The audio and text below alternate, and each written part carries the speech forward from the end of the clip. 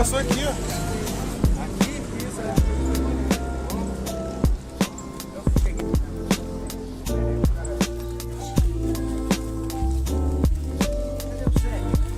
Ah,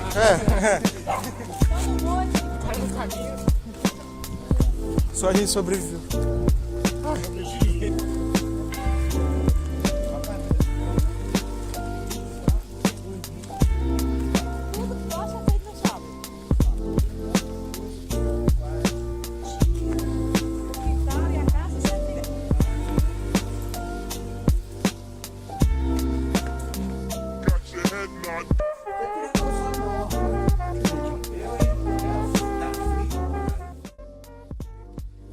Já comecei a filmar. Você pode começar apresentando pra gente seu nome, sua idade, seu... Eu nasci em 1954, eu tenho 60, vou fazer 65 anos. Eu nasci e criado na roça, sou lá de Domingos Martins. Nasci no interior de Domingos Martins, na roça mesmo. Bom, tem 40 e poucos anos que eu moro aqui na Serra. Já sou cidadão da Serra, já recebi o título de cidadão da Serra. Foi uma honra muito grande, né? A gente não ser do lugar assim e receber um título de cidadão, né? Ser recebido. É muito gostoso isso. Muito bom. Quando que você começou a trabalhar com artesanato? Artesanato eu comecei, desde criança eu gostava muito de arte. Eu gosto de arte, história, muito de história também. E a arte, quando era criança, tinha 7, 8 anos, eu não sei se vocês se lembram disso, mas antigamente as caixas de fósforo vinham com aquela caixinha de dentro, de madeirinha. Pessoas mais de idade via isso, né? Hoje é tudo de papelão, de papel, mas eu pegava aquelas caixinhas, enchia, fazia barro, enchia aquelas caixinhas, tirava lá e fazia tijolinho. Mas eu não sei quanto tempo que eu levei para fazer aquele tijolinho. Quando eu tinha um monte de tijolinho, eu fiz uma casinha desse tamanhozinho. E tijolo, desses tijolinhos. Aí me assou chover, até me lembro que o papai foi lá, fez a tapagem para a chuva, porque ficou bem legalzinho aquele negócio. Miniatura, uma casinha miniatura de tijolo. Aí o papai fez uma coberturazinha, e depois eu não sei. Acabou isso. Toda a vida eu gostei de arte, escultura, essa peça aí, ó, isso aí. Tudo aí por aí é o que faço. E como é que foi quando te falaram, te contataram que queriam que você fizesse uma estátua?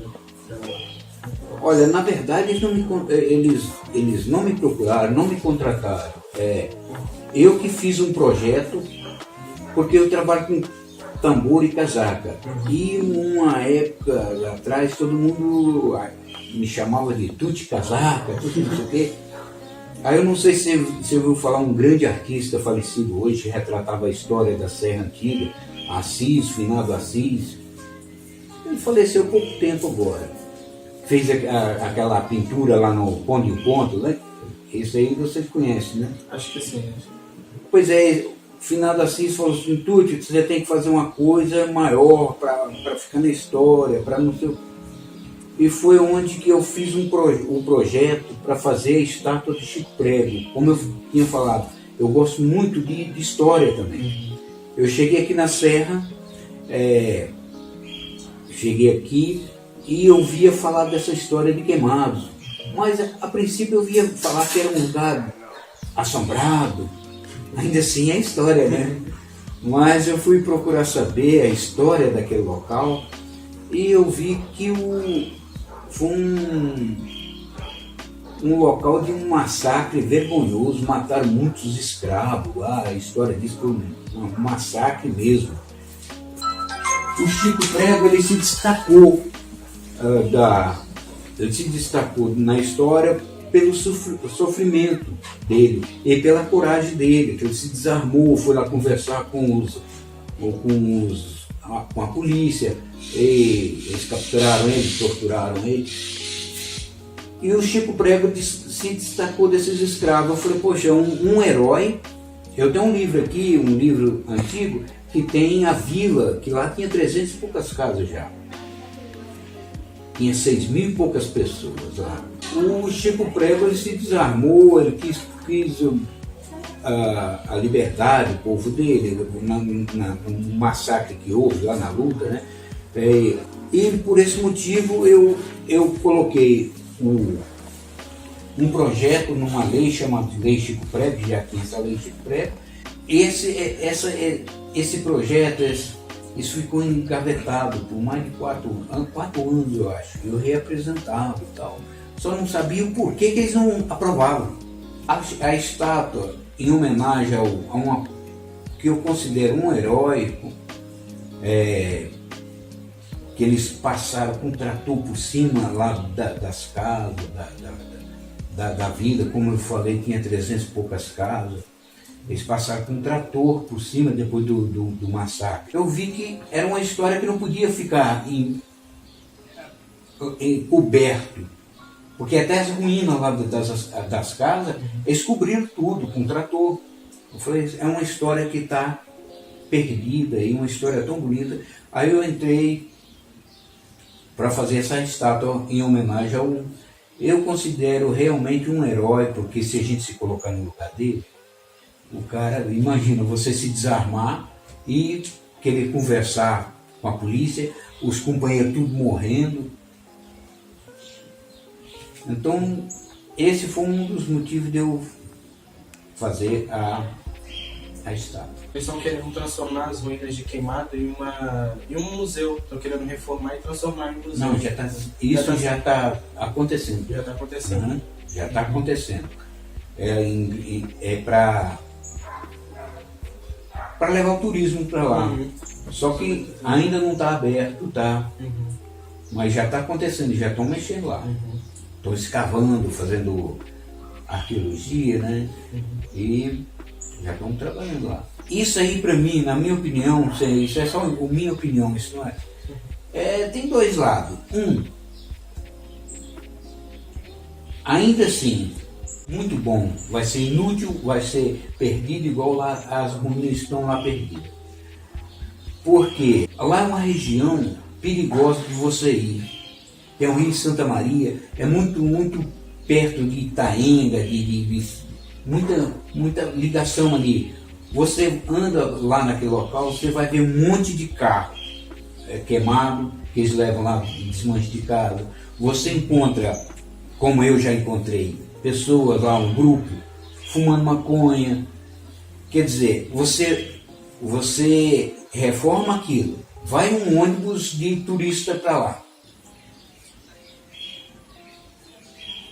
Rapaz, vai ser um perigo enorme isso. Se eles não providenciar polícia lá, vai ser restaurado e vai ser inútil como está as ruínas lá hoje. Então eu acho que eu fico feliz que eles estão restaurando aqui. Eu fico feliz que vai ser um local da gente conhecer melhor a história, levar turista e tal. Mas se eles não fizerem um trabalho bem melhor do que só restaurar aquilo, vai ser inútil. Eu tinha ficado sabendo, eu entendi direito, que tem uma história de que quebraram o dedo da estátua, aí que tinha, não sei, você sabe alguma coisa relacionada a isso? Olha, a princípio eles quebraram um dedo da estátua e quebraram logo o minguim.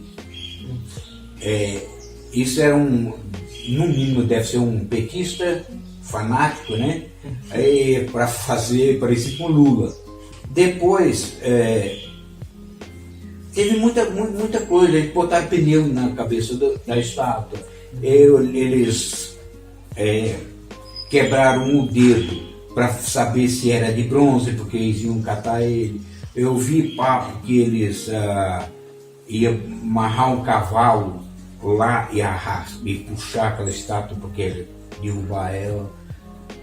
Então muita gente até nem mesmo concorda. Vocês querem ver uma história?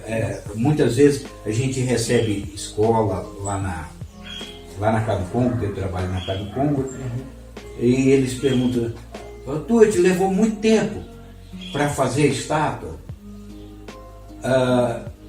É uma pergunta sempre que eu gosto de responder, para ver o preconceito, para ver o descaso. Eu falei que eu tinha feito o projeto, coloquei na lei, ela ficou engavetado 4 anos. E eu não sabia o porquê que ficou engavetado. Mas depois que eles aprovaram meu projeto, já não valia mais a pena nem assim financeiramente. Claro que isso é outra história. Mas quando eu recebi o que eu tinha botado no projeto, eu comprei material, comprei tudo, na mão de obra, e eu fiz a estátua. Eu fiz ela aqui no fundo do quintal. Levou 3 meses e pouco para mim fazer a estátua, mas eu fazia assim mais em horas vagas. Eu trabalhava na parte da manhã, na parte da tarde eu trabalhava ali. Tive ajuda também de pessoas que eu contratei, né? E levou 3 meses e pouco. Levou mais de 6 meses que consegui colocar ela na praça, depois de pronto. Aí começou, eu queria colocá-la mais próximo à igreja, onde o Chico Prego foi enforcado. Aí o padre falou assim,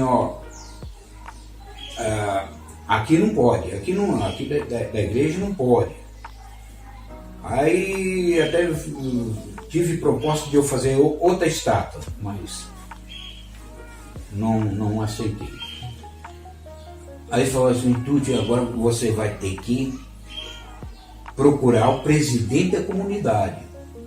O presidente da comunidade me respondeu: mas colocar um negro, um escravo, por que não colocar o fulano de tal, que era o prefeito da Serra? Pelo que eu sei do prefeito, ele está cheio de fazenda lá na Bahia, cheio de gado. O Chico Prego não tinha nada disso não. O Chico Prego, ele deu a vida querendo salvar os companheiros que estavam morrendo tudo. Então, me respondeu o porquê ficou engavetado 4 anos o meu projeto. Eu falei: porque ela era um negro? É por isso que ficou engavetado. Aí eu digo que eu gosto de responder essa pergunta porque, rapaz, o preconceito, o descaso, não. Só porque o cara era um escravo, era um negro, mas rapaz, e o que ele fez, rapaz? Não conta? Eu sempre gosto de contar que a Serra, ela começou a contar a história toda, o porquê da morte do Chico Prego.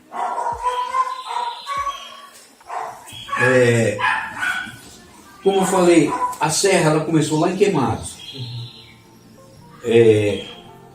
Queimados, muitas vezes a pessoa fala assim: os escravos se revoltaram e tacaram fogo na igreja. Isso não foi verdade.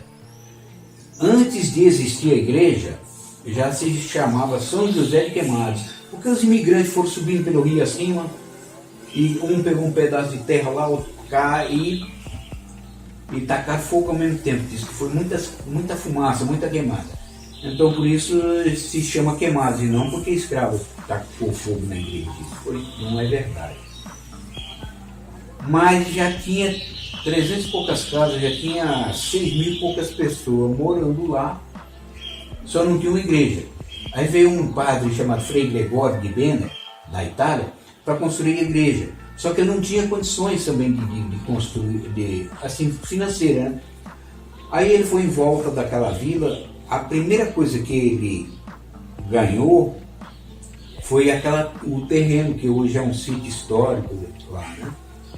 Ganhou de uma mulher chamada Viúva Monteiro. Ainda assim ele não tinha como construir. Aí ele foi lá nas fazendas e pediu doação para construir a igreja. Aí os senhores, os donos dos fazendeiros, donos de escravos, liberavam os escravos de noite com lua cheia e aos domingos. E eles trabalhavam o dia todo na lavoura, e era um trabalho, a gente sabe que o trabalho de escravo não é moleza, não tinha esse negócio, eu vou fumar um cigarro. Não é nada disso, era de chicote mesmo, né? Agora imagina o cara trabalhar desse jeito e de noite ainda ir lá construir a igreja. Isso eles não eram obrigados.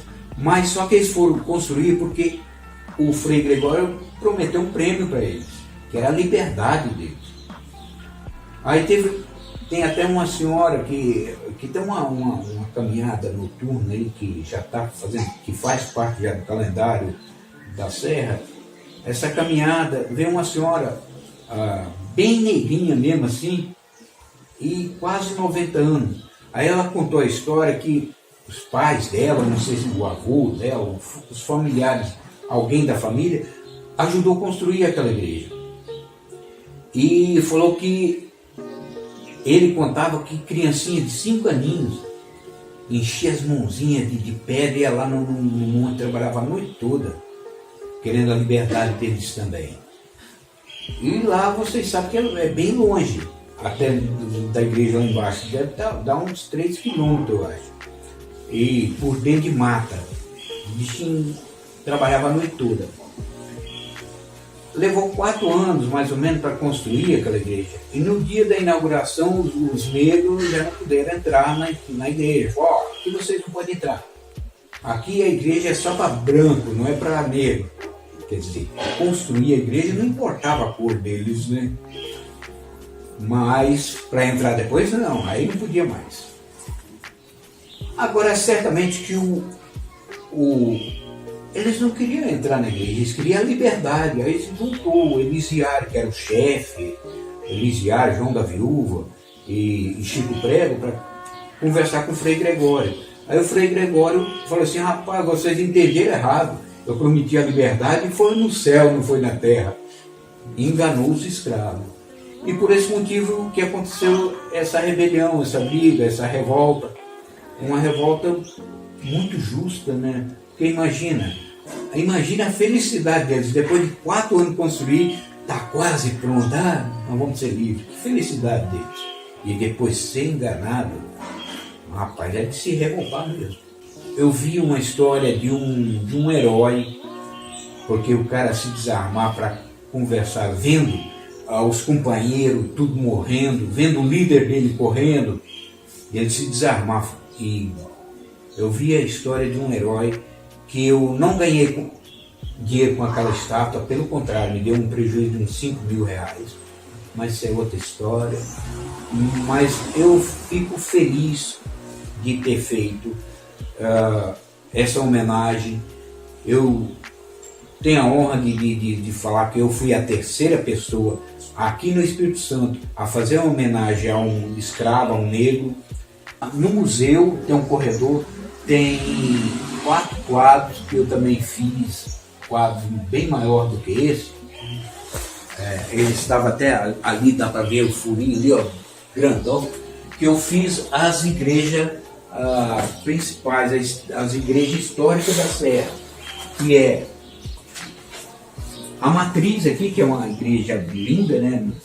Eu fiz ela entalhada, eu fiz a de Reis Mágicos, de Nova Almeida, eu fiz a de São João de Carapina, e a que eu mais gosto, assim, que eu mais gostei de fazer e eu gosto dela, a Igreja de Queimados. Certo? Certo, Flávio. Obrigado por receber a gente pela história. De nada. Obrigado. Eu espero ter ajudado em alguma Claro. coisa. Não, muito. A gente Ficou ótimo. obrigado. Nada.